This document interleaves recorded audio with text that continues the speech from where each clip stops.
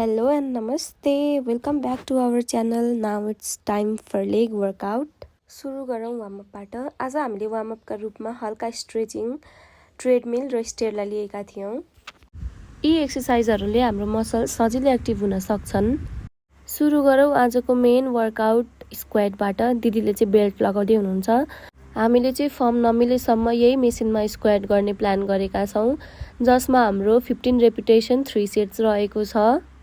हरेक रेपिटेसन गर्दाखेरि चाहिँ हामीले क्वान्टिटीमा भन्दा पनि बढी क्वालिटीमा ध्यान दिनुपर्छ र हाम्रो माइन्ड चाहिँ अलवेज मसलसँग कनेक्ट हुनुपर्छ।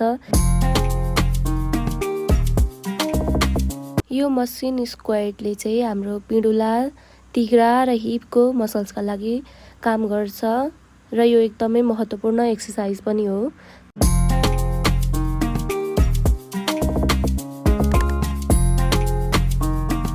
Today is that day, the day we love to hit but never skip. आज यति धेरै गर्मी थियो, साथै हार्ड वर्कआउटको डे पनि थियो। सेकेन्ड वर्कआउट हाम्रो लेग प्रेस थियो, 15 रेपिटेसन 3 सेट। हामी चाहिँ लाइट वेटमा नै अहिलेसम्म वर्कआउट गरिरहेका छौं।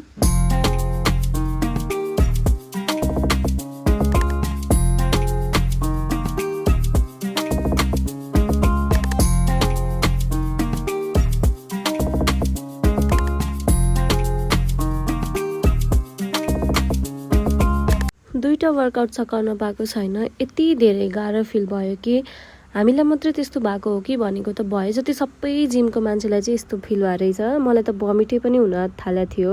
जबरजस्ती भए पनि हामीले वर्कआउट चाहिँ गर्यौं 4वटा, तर हामीलाई चाहिँ लास्टै गाह्रो भयो। त्यही भएर हामीले लास्टमा चाहिँ सिटेड काल्फ गर्यौं। दिदीले चाहिँ सिटेड गर्नुभयो।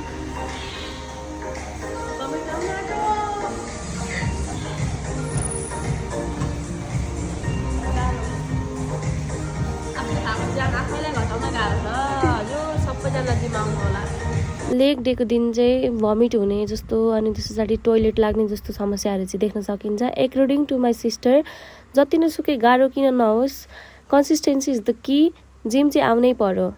जिम आउँदा चाहिँ मेन कुरा स्टे हाइड्रेट एकदमै आवश्यक छ।